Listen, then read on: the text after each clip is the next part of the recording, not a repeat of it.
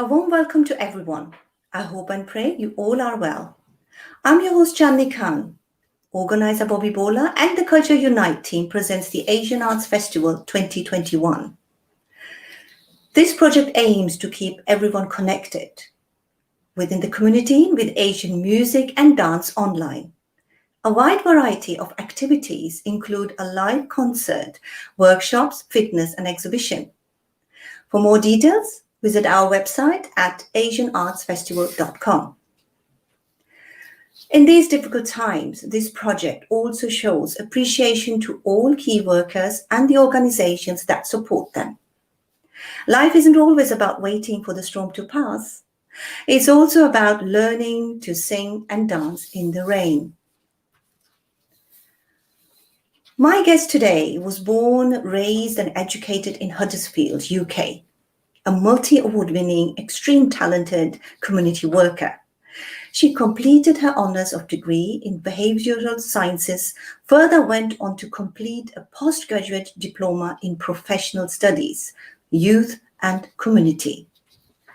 She has amassed over 15 years experience in the voluntary community sector, both with the local authority, grassroots communities as well as at an international NGO level. She is the pioneering co-founder of National Coordinator of the multi-award-winning Women in Prison Resettlement Program, evidenced by 3 groundbreaking pieces of research which she has co-authored. The program is the first of its kind in the UK and is based at the Khidmat Centres in Bradford. She is the main part of the organization who is supporting key workers in their community. A warm welcome to Deputy Lieutenant of West Yorkshire, Sofia Buncy. Good day, how are you? Hi, Sofia. I'm fine. I'm very well. Thank you. And how are you? Yeah, well, thank you. Very excited to be here. Thank you to you and Bobby for the invite. It's wonderful to see you because I've been watching some of the wonderful work that the Asian Arts Festival's been doing online. You know, the warm messages that you've been sending out to key workers, as well as how you've been trying to keep communities engaged and busy. So it's wonderful to finally join you live here.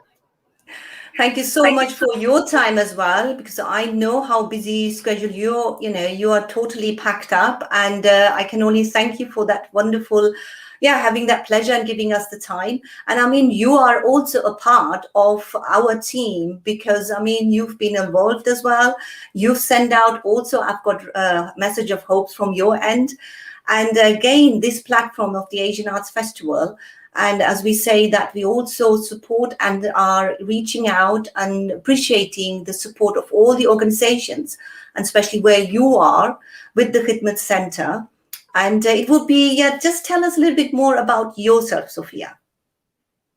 So, yeah, it's been an extremely busy time for us, Chandni, here at the Khidmat Centres. You know, we've been working on the front line since March. Because when you work in a community organisation, you don't always have that option of stepping back and saying that, you know, we're going to stay at home. So we've pretty much been on the front line since March, developing food banks for the local community. You know, as soon as the pandemic hit, unfortunately, you know, the supermarket shelves were being emptied off. So vulnerable people in our communities really got quite left behind in terms of access to food poverty. So we found ourselves, you know, adapting really to the climate, and it pretty much has been a 24/7 job. We've been managing, you know, mental health for people, a bit like yourselves, setting up online exercises, setting up online youth groups. Wow. This year was very different for our Christmas dinner as well. You know, you know, we have an annual Christmas dinner. I know. And just to know, you know, when you were doing before the input and all the work around an Khidmat Centre, was that a big difference during this pandemic time? Has it come more intense? Absolutely, yeah. I would say that this is the busiest that we've ever been. Like, I know in terms of my own workload, I'll be honest, I'm sat here sort of at the office now, and I know I won't be going home until 8, 9 o'clock. It's just Wow. become so much more intense because you're trying to do your existing work and engagement with communities, but then, that's been exacerbated by the situation, and things are Yes, so much more intense, and the needs, and, the fact that you can't really carry out your day-to-day activities, you've got to find a way around them, which I absolutely. guess in many senses it can Yeah. become quite Yeah. exhausting. And I think So in regards to youth, because you obviously support a lot of youth, and the work with them, and especially the mental health, that state, how did you actually came over during this pandemic time? it has been difficult. I think young people have been quite ignored, Chandani, in Mm, that people think that they're young, they're resilient, and they've got bounce they're back. not. Mm, But yeah, as you know, recently I've just completed making a film with young people around their experiences during the pandemic, and I did that in Bradford yes. because Bradford is the Yeah. youngest city. They call us the youngest city in the UK, so we have the highest youth population in the UK. Wow. So I Okay. just thought it's so important for young people to be able to Yeah. express their journeys, what were their anxieties, their fear, Mm, especially when mm. so many of them at such a crucial stage. Many of them are Yes. sitting their GCSEs. So, Yes. their whole life, it's like there's a bit of a Russian roulette being played with their Yeah. whole Yeah. life because they just don't know where it's heading. So we Yes. have found that mental health and anxiety has really increased amongst young people. So not only were we making the film, but we have had online youth groups where we ask I was going to inspiration. ask you. Yes. Okay. So worked a lot of you online, and I think mentoring over the phone. Yeah. And just, it's amazing the difference that even a chat with somebody can make. And we found that not just with young people, but really vulnerable older people as well who are living Yeah. alone. They can't, they're frightened to go out and do their shop. They're afraid to go out and get the Yes. medication. But then they have an increased sense of social isolation a year in, Mm, where they feel mm, like they mm. haven't had any human contact. And that was so much more pronounced at the Christmas period when many Yeah. elders, and I guess it's the same in every celebration, Christmas, Eid, Yes. Holi, Yeah. Diwali, I where know you're people, doing all these interfaith celebrations, all the Devas will coming up, whether, as you already mentioned, is this Holy Diwali and all that. When we come to the Christmas dinner, I know I would like to share a picture, which was actually 2019, not the, COVID time, to share that picture, that you've actually done this wonderful Christmas dinner. yeah. So with Let, the Christmas dinner, Chandni, that was a 2019 picture. yeah. Our Christmas dinner is, they're all our volunteers and staff that you can see in the back. So we can't Mhm. always put service users in the Christmas dinner. Of But course. we have about 30 to 40 Christian elders that normally come to the Hmm. Khidmat Centres on the Christmas dinner, actual Christmas day. Mm. And they would otherwise be a lot on their own. So they Yeah, either have yeah. children who are working away or they just have Hmm. nobody around. So So normally we do take you, out. yeah, how do they actually know? Are you go, you know them, or are they somehow on your list? How is it that you can get them actually together? So because it's our 9th year that we've been doing the Christmas dinner, Wow. we've already have established links in the community. So whether it's social Right. services, Yeah. whether we're advertising, whether these are people that have been to our dinner and choose to attend year on year. So this year Okay. was very difficult because we had a lot of Yeah. emotional phone calls, people Yes. crying, saying, I really don't want to be alone at Yeah. Christmas. So we had to think again. So this year we, Well, we last year, changed yeah, that. 2020. Yeah. Yeah, 2020 we changed tact and we did delivery at home, Christmas Day dinner delivery at home for the group that used to Wow. come to the centre. Okay. So How did you manage this? What did you actually do? Have you done a hamper, or what did So you do? we did a hot food. We did a hot food dinner actually. So we've got really good partnerships in the city of Bradford. So we had the food ourselves the day before. You might have heard Right. of My Yes. Lahore, the restaurateur. Yes. So Oh, we yes. Yes. so every year we partner with My Lahore because they have industrial They're kitchens. So amazing. That's true. yeah, Yeah, are cook amazing our in that. food. I know. So Yeah. yeah, they're absolutely brilliant, so we partnered with them to say, please cook our food. We need a hot, lunch for these people. And so we delivered those to their homes. We thought, if you can't come to us for Christmas, we'll bring Christmas to you. Wow. And I think that's part of allowing other people the dignity to celebrate their own festivals and make sure that they enjoy doing that. But that's our sort of, that's humanity, right? That's Yes. kindness, and that's Yes. how Yes. many of us go about conducting our day-to-day business. Absolutely. Absolutely. And still actually let them feel that they're not forgotten. Yeah, and that's what it was about, especially when we were getting lots of, like I said, very tearful phone calls. Yes. And by then in 2020, March to December was a very long time It for was a long people to time. be housebound, for people to be alone, for Absolutely. people to, Mm. you know, really start feeling very vulnerable. Mm. So I think we just thought it was our duty of care to just bring that bit of Christmas cheer to them. Absolutely. And that's Khidmat Center, amazing organization, absolutely amazing. And I know the people behind it as well, and they are the rock, and it's hats up to them all. So it's just, well, we hope this year's Christmas hopefully will be different. Hopefully at the centre. That's the center, Hopefully at the hopefully, centre. with Yeah, that social would make. distancing, but still we can hope for it. Yeah, definitely, absolutely. Yes. And we try our best here. Like you said, it's not a job to any of us. It's not a 9 to 5 for any of us. No, We no. absolutely try and go above and beyond with what we Yeah. do with extreme passion, really. Absolutely. And I know you're passionate about this, and that is the beauty about that, who you are.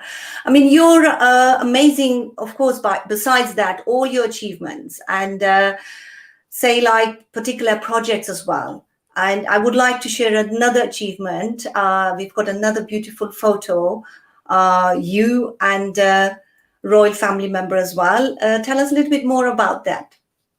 So this was a picture that is myself being presented by Princess Anne for a piece of work that I'd done within the criminal justice system, looking at the experiences of BAME women, Black, Asian, minority ethnic women coming through the criminal justice, why they're there, what were the drivers that led to them offending, and what have been their experiences in prison. So for me, I guess is a very cutting edge piece of race equality work. Yes. Something I'm very proud of, something that, I didn't choose to go and work in the prison service, but it was just Yes. something that as a community development worker, it Yes. arrives on your plate and then you do the best. So yeah, that was a proud moment, actually. That was a proud Yes. moment for a member of the royal family to say, look, we recognise the research that you've done. We recognise that it is groundbreaking and cutting edge, and this is an acknowledgement for that. So yeah, that was a nice day. It was a And I'm nice very journey as proud. well to work through. And I think all that what you've put into it is just absolutely extraordinary, amazing work in that. It takes a lot. It takes a lot. Yeah. And I think some of that is about us as communities tackling some of Yes. the stigmas and social taboos that are in the community and Yes. just facing challenges head on. Yes. And especially for the women that actually they've got somewhere to go, and they can just resettle them back and stand up on their own feet again. Yeah, it's about empowering women to and giving them the second chance and saying, look, Yes. everybody makes mistakes in life, or sometimes you just fall off track. What can we do to support you and enable Yeah. you to come back on track? And I guess when it's community-led solutions, that's so powerful, Yes. isn't it? Yeah. Absolutely, absolutely. I mean, you've got a massive, extreme ordinary experience. This is over 15 years. So if we think of that, what was the why? What was actually, made you to go into that direction? I think sometimes you don't plan these things. Sometimes it's just part that destiny plays, isn't it? I have specialised in so many areas, whether it is young people's work, women's work, prison work, and of late it really is the prison work, and researching and looking for solutions for those people that do Yes, enter the prison system. yes, So I can just say fate played its cards for me, and it wasn't planned really. It just happened to fall on my lap, and it was a challenge. I took it on, and I'm just very grateful for the awareness that yeah, we've raised and how far we've come. and very fortunate to meet some brilliant people while I've been working there as well, you know, staff and as well as service users that have then really gone on and moved on in their lives. Yes, yes. And I think getting, all these achievements and being awarded, and now as you've also the title of being the Deputy Lieutenant of West Yorkshire, it's just beautiful to know that such a personality, young, dynamic, so full of, energy is there. And it's soothing to know. Yeah, and honestly, it's very humbling for me as well. But having worked in the space, especially with young girls and especially with women, for myself, really, it's more about being a role model as well. I feel very blessed to be in this position, and for other young girls to know, actually, we can aim for the stars, really. We need to aim high. We need to achieve big. We need to really, break those glass ceilings. I know. It's wonderful for me to have put in so many years of hard work, but then be that role model, really, when communities do see people like myself in certain roles, to think, oh, that's possible. It's possible for us. And also feel that sense of pride as well, that they have sort of one of their own in those positions. Yes. Really. I mean, the Khidmat Centre, if we just talk about that in particular, what else do they actually offer? So there's a number of provisions that we have based here. So Khidmat Centres is a grassroots organisation. It's based in Bradford, was set up in 2001, and it looks at services for vulnerable people mostly. So we have 2 learning disability projects based here, 1 girls only and 1 a mixed gender provision. We have an elderly project based here, Elderly Luncheon and Drop-in Club. So what we find is a lot of our elders, quite often their children or grandchildren will go off to work and school and they're left alone. So they come to us in the day, and we have luncheon clubs, and we have things like chair exercises and day trips out. And so anything to engage them, really, arts and crafts, and give them that independent time alone away from the household, and for them to enjoy with their peers. So there's quite a few. There's our prisoner resettlement project is based here, but also we have a very good relationship with our neighbouring primary schools, because we have quite a big sports hall. So I guess I would describe us as a community hub and somewhere that's open 7 days a week. So they keep us busy, 7 days a week. I think it's also good to know for all our viewers or people are at the moment, you can see there's a strip running on the bottom, and it gives you, for all inquiries, you can call Khidmat Centre on 01274 521 792. And I think even if you want to be involved in any of these projects, you can just ring up. Or you maybe have got someone which you think they need that support from the Khidmat Centre, just get in touch with them. And I think Sofia, whoever is going to be there, just ask for them. And I think it's from both aspects, whether somebody needs support, or I think if there are other organizations or other people that think we can actually support here, people at the Khidmat Centre, I think that's worthwhile as well. Absolutely, yeah. So that from that aspect, yes, I think, there is another, besides all these beautiful projects and events you've done and you've been doing, you had an amazing guest, and I think, how can we say, just also again, the royal family visited you guys in Bradford at the Khidmat Centre. And I've got couples, I think, pictures here, 1 or 2. So I would like to share that, and I would like to also talk a little bit more in depth with you. Yes, so this visit was back in January last year, January 2020. And we were fortunate enough to host a community visit side for the Royal Highnesses, the Duke and Duchess of Cambridge. So they're looking at the amazing cake that you can see me quite blurred in the background myself, and the cake maker's next to me on the right, so Simon's next to me there, and we thought, well, if we have the royals coming to visit, we must produce a cake. So we worked on a concept for a cake, what we felt like the royal family would like to see on the cake. So not just an ordinary cake, but it had to be something that they would. It's an amazing cake. Yes, there's this little story behind that. Yeah, it was phenomenal. So we were, I remember, because even when I'd been told we were going to host a visit, and the dates you can't really disclose to anybody that you are going to get a visit. So it was, secret discussions with the cake maker to say, please don't disclose this, but we need a royal cake. So we talked through the concept and the theme. And as you remember, Chandani, the concept on the cake was that there was a huge cake with lots of side buns with the Union Jack on them, but there were photo frames on them. So on the photo frame, it charted, really the journey of the royal family. So Prince Charles, Diana, the children. So it told their life story in small photo frames. And what you can see is Prince William pointing at that, because he was I think he was just really caught off guard. He was so surprised.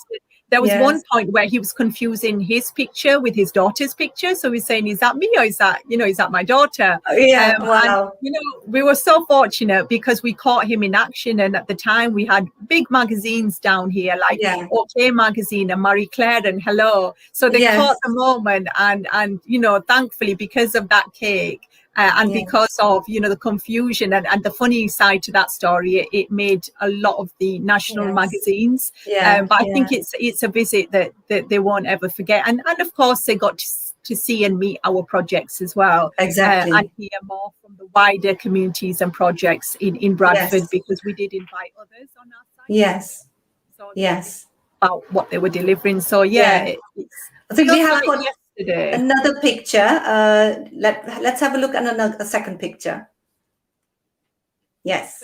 This was us and our women's group speaking with the Royal Highnesses around mental health. So many of these women had struggled with certain stigmas in their life around mental health. As you know, it's a really difficult conversation to have in our communities as well, actually. People are not as forthcoming with discussing mental health. So we sat down, we had a discussion around mental health, the triggers for it, what types of support are available in the community. So absolutely, it's, it was very...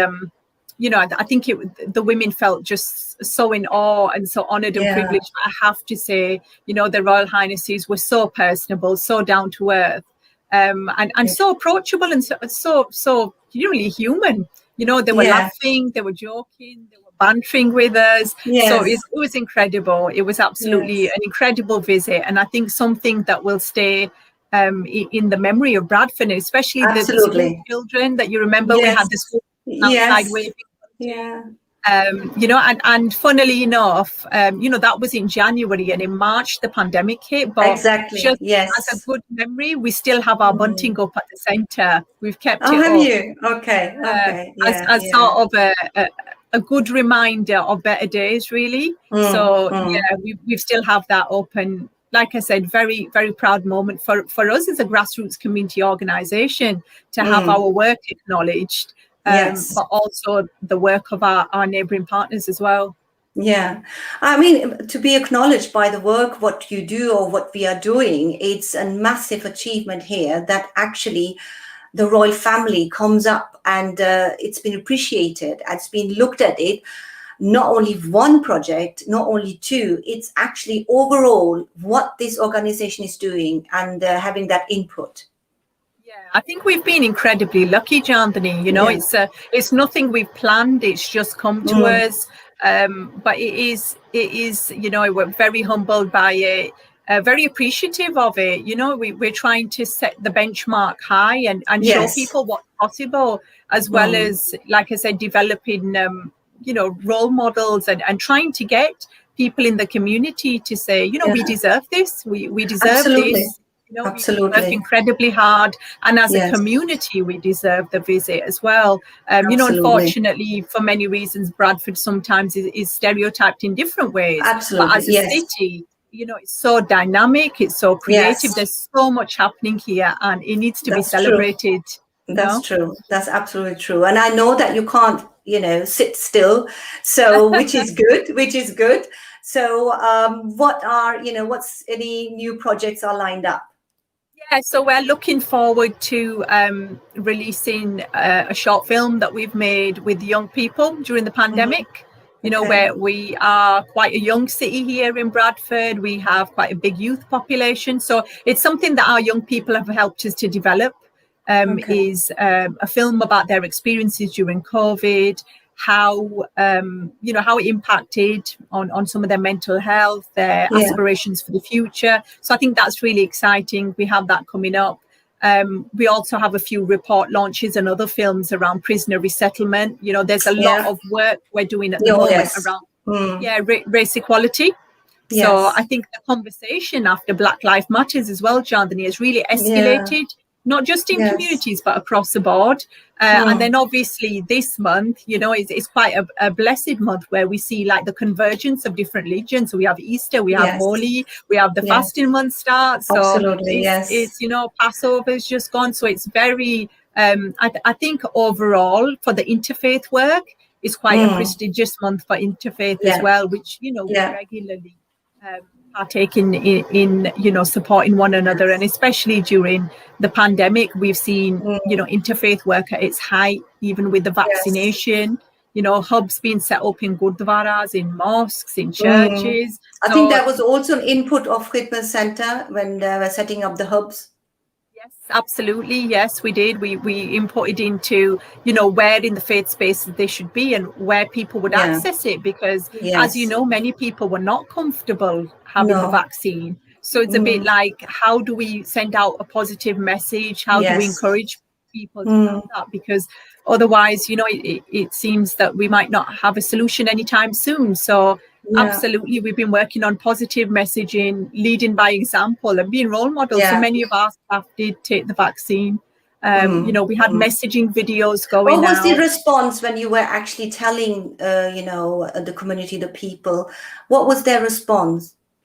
I think a lot of people have anxieties in different areas where some people think, well, we're not completely sure what's in the vaccine. It hasn't played out long enough. I know women have been really worried about fertility as well, Chandani. Some women saying they've heard causing fertility or the blood clots. There's been a lot said around possibility of blood clots. So I think it is, we worked, quite closely with the NHS England to do some messaging strategies out to the community. And we did that in different languages as well, but also to develop Q&As, questions and answers, that people, if they were concerned, we were able to get the answers from a medical professional rather than perhaps hearsay within the community or speculation.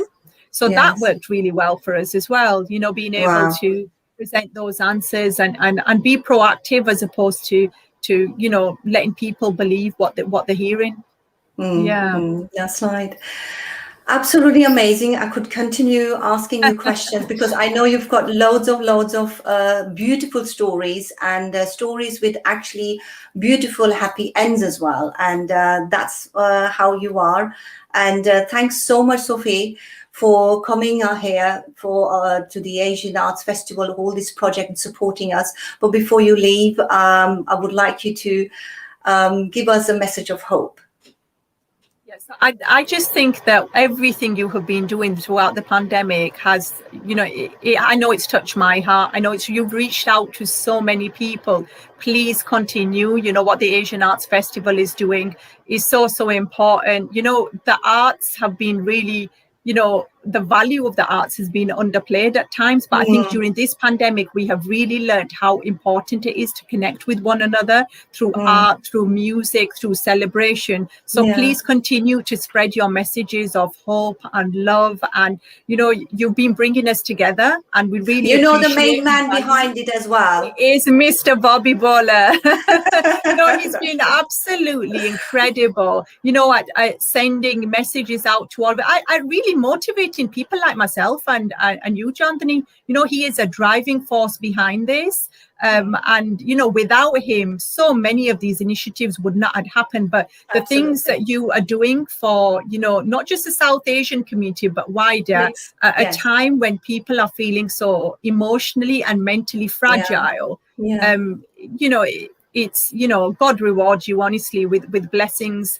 It really is priceless. What you're doing is priceless. Please thank you so much. Thank you so much. And you as well, continue doing what you're doing. I know that's a lot of things we have to work on it.